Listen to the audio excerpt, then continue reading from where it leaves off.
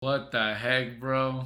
Nah, you gotta get a gun after that, bro. Like, there's no way you don't get a gun after this. Jesus Christ, bro. Dude, all the signs to get a gun are right there, bro. Or at least a big ass weapon, bro. Ain't no way. Ain't no way the police said that, bro. Despite the multiple attempts for break-in, the destruction of property, the constant harassment. It's not illegal to stare at the window, bro. But if you don't send someone ass down here, oh my god, bro, that whole department would have faced fucking the suing of a lifetime, bro. Oh my stomach would have been turning, dog. I would have been like, oh my god, dude. I would have been like, this dude is the leader of a cult, bro. I gotta leave that. I gotta leave that. Today we're gonna take a look at 3 scary true horror stories. Ooh. And if you wonder why I'm watching this with light on, because they're true stories. I'm not fucking turning off the light for this shit. Don't forget to like, comment, and subscribe.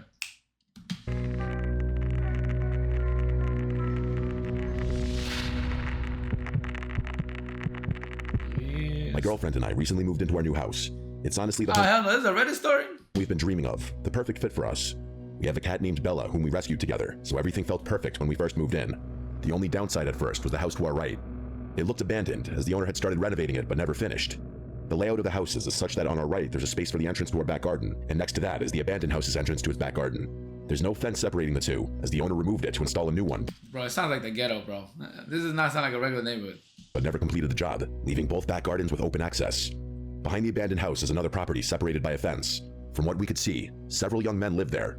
Occasionally, when we returned home, we'd see them cutting through the neighbor's back garden to reach the front of the street. We didn't think much of it at first. Maybe they knew the owner and had permission. Fast forward to our first night in the new house. We were sitting in the back garden enjoying the space and looked up at the houses behind us, just out of curiosity.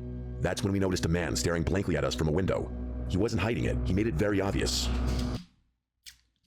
Bro. There was no expression on his face, and the room was dark, which made the whole thing even more unsettling. We assumed he was just curious about his new neighbors, but after half an hour of that blank stare, we decided to go inside. The next few days were normal. Man was just staring at them, analyzing them, like a machine. I went to work, and my fiancée continued unpacking. One night, we decided to sit in the garden again. It was dark, but we enjoyed looking at the stars and having deep conversations, until we heard the makeshift wooden board fence being moved. 3 men appeared, standing there, staring at us. "Are you okay?" I asked, knowing they wouldn't leave unless I said something. The youngest looking one, around 29, was holding a big bag, and we had no idea what was inside. He offered us some stolen washing up tablets, which we declined. I made a joke about it because the situation felt so awkward. He smiled and said okay, and then they left. What the heck, bro? Nah, you gotta get a gun after that, bro. Like, there's no way you don't get a gun after this. What struck me was how they just let themselves into our garden without saying anything, like as if they had every right to be there. We went back inside, thinking it was a one-off, but it all started getting worse from there. They began helping themselves into our garden more often and acting in ways that were clearly meant to intimidate us. They would get into the next door house by lifting up the fence that separated the back gardens and walking through. I forgot to mention, my girlfriend and I are both 20 years old, so of course the idea that they might be trying to intimidate us as 2 young women was the first thing that crossed our minds. One day, while I was cleaning the front room, 2 police officers came around the side of our house and entered the abandoned garden. They lifted up the fence and looked around for a few minutes before leaving without saying anything. I thought it was strange, but continued with my day, assuming maybe the people next door were trouble. A few days later, the police knocked on our door. They explained that the house behind us was now vacant. The men had been kicked out for antisocial behavior, apparently not just towards us, but with other neighbors too. Damn, bro. Antisocial behavior? I thought antisocial mean you didn't talk to nobody. Honestly, we were relieved. Even though they hadn't physically done anything yet, it meant they wouldn't get the chance to escalate things. We continued settling into the house. Dude, I would still buy a gun, bro. What the hell? In this instance? But one day, while I was in the bath, I heard a loud bang outside. I quickly got dressed and ran to find my girlfriend. I found her recording something from our spare bedroom window, which faces the garden of the now empty house. I asked what was going on, but she shushed me. After a moment, she explained. A man we had never seen before pointed up at our bedroom window, and when she noticed him, he sprinted full speed toward our house. He tried our door handle on the way past, then ran back into the garden, threw the broken fence up, and started banging on all the windows of the empty house. We called the police immediately. They came, watched the video, took a statement, and left. We were shaken. Why would they try our door handle and then break into that house? What was he planning? A few nights later, while we were in Jesus Christ, bro. Dude, all the signs to get a gun are right there, bro. Or at least a big ass weapon, bro. bed, we heard whistling. The kind of whistle men use to harass women. It was 2:16 a.m. We listened quietly, and then heard someone tapping on our window.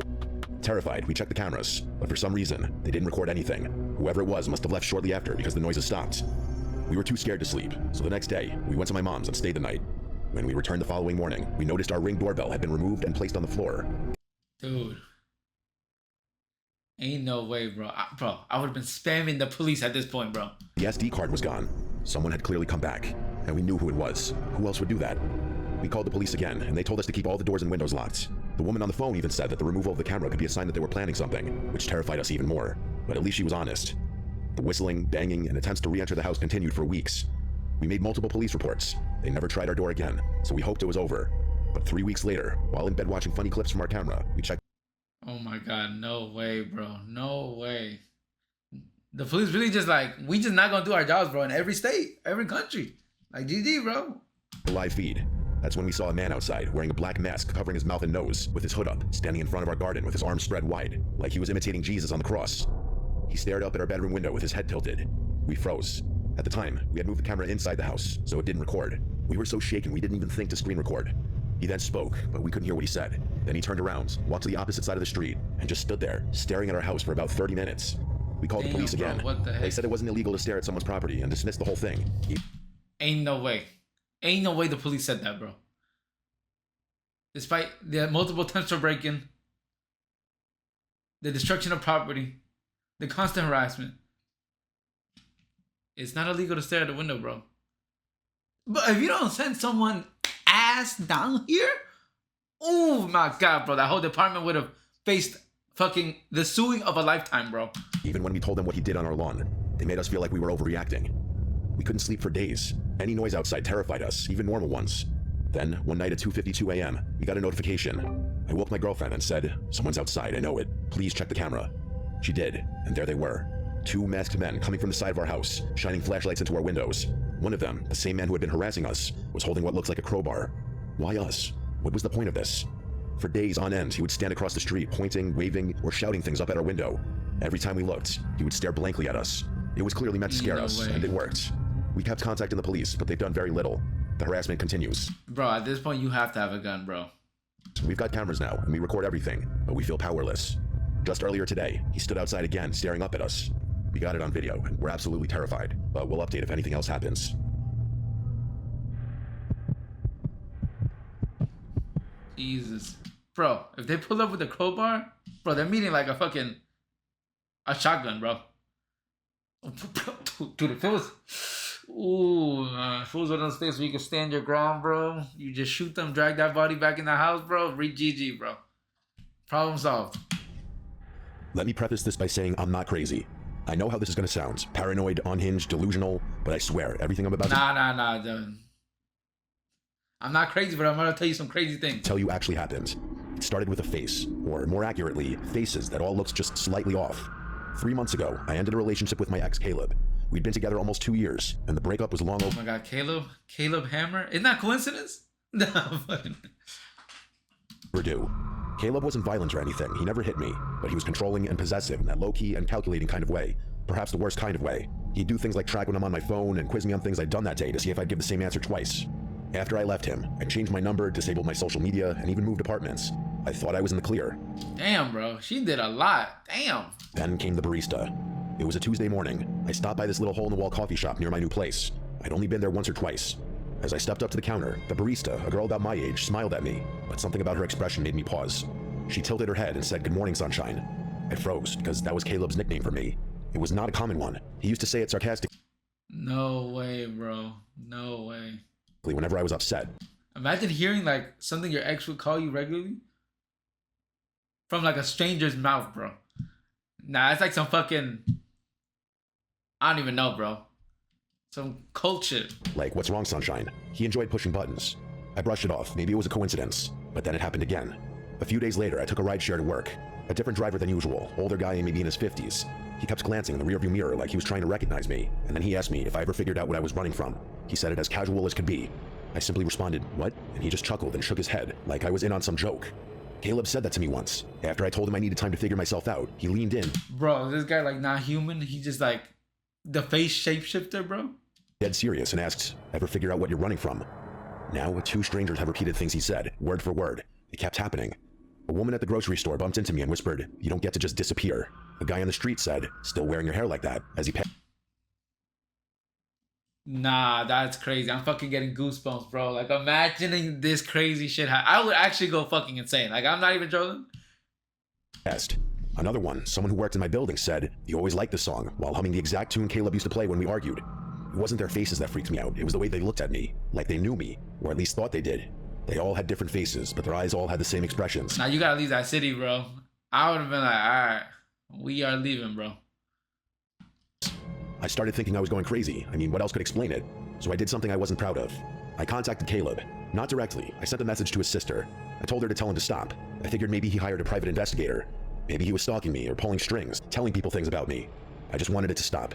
She texted back the next day, saying, "I don't know what you're talking about. Caleb's in rehab. He's been there for 6 weeks with no phone." I didn't believe her. I thought she was covering for him. That is, until I saw a picture she posted of him on Facebook a week later, looking pale and sunken in, holding one of those one-day sober chips. So it couldn't be Caleb, or at least not directly. I couldn't shake the feeling that these strangers knew things they shouldn't, though. One night, I stayed late at work. I didn't want to go home because my apartment didn't feel safe anymore. Oh my god, so you're gonna stay late at work? So you gotta leave at the middle of the night? What? Not that anything bad happened inside of it, I just didn't like being alone.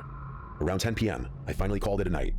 I walked the 10 minutes to my place, keeping my head down, headphones in, but no music playing. Something I learned to do so I could still hear if someone was following me. When I turned the corner onto my block, I saw someone sitting on the stoop of the building across from mine. A young man with his hoodie up but his head down. I almost ignored him until he spoke. He said, "Cold out tonight, huh, sunshine?" I stopped walking. He didn't look at me, he just... Nah, this gotta be a fake story, bro. You know what? Actually, I don't even know. It says 3 scary true horror stories, bro. So why would he lie? It's gotta be real. Stared at the sidewalk like he was reading something on it. I slowly walked past and didn't say a word. When I reached my building, I went upstairs and locked every bolt on the door. I sat on the couch for hours, just listening to nothing. Eventually, I fell asleep. The next morning, I woke up to find my doormat flipped over. That might not sound like a big deal, but I live alone, and the door to my unit is on the top floor. You don't just accidentally walk by my place. The underside of my mat had something scribbled in pen. It said, "You can change your face too if you want, but I'll still recognize you." I didn't know what it meant, but I still threw up. That day, I booked... Oh man, my stomach would have been turning, dog. It would have been like, oh my god, dude. I would have been like, this dude is the leader of a cult, bro. I gotta leave the city. The hotel for the weekends. I left my apartment without packing anything. I didn't feel safe even grabbing clothes. I just needed to be somewhere crowded.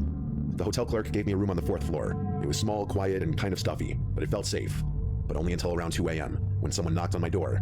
There were 3 slow knocks. I sat up in bed and waited. They knocked again eventually.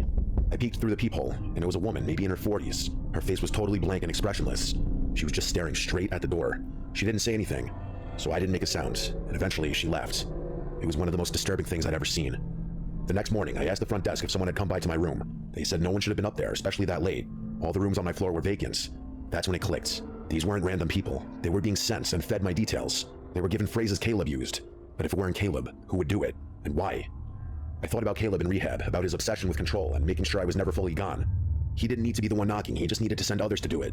So I started digging, and there was one conversation I remembered from months before the breakup. Caleb talking about a forum he was on, a place where people shared tactics. He made it sound like it was for productivity or self-improvement. Oh my gosh, bro. This dude was like scheming groups of people to harass her. It's crazy. I don't remember the name of it. Honestly, I don't think he ever gave me the name. But in retrospect, it sounded like some creepy, cultish roleplay crap, except it's happening to me for real. Someone, probably Caleb, had hired people to say his words and mimic his patterns, so that even if he was out of my life technically, I'd still be constantly reminded of him. He wasn't stalking in the traditional sense. It was psychological graffiti. Like he was spraying himself onto strangers so I could never be sure who I was looking at. Nah, at that point you gotta leave the city, bro. I don't think it's about watching me, but rather about making sure I never stop watching for him. I moved again and disappeared off social media again. I even dyed my hair. I told friends not to tell anyone where I was. It worked until last week. I was walking home from the bookstore, and a woman passed me on the street and said, "Still hiding behind books, sunshine?" Nah, that's crazy. Because at that point, I would have been like, all right, yo, come on, bro. Spill beans, where are you hearing this shit from? At that point, I would have started confronting these people. She didn't stop walking even just to look at me. I don't think this will ever stop. Maybe he paid some crazy underground service to do this to me for a year, who knows? Maybe he made it public. Maybe this is some sick underground game now. Who can scare Sunshine the best? Who can get the closest without touching?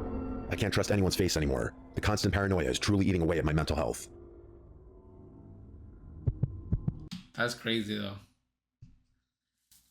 At that point, you either got to pull up on Caleb, maybe break a couple teeth, or you got to pull up on the people and break their teeth, bro. At that point, like...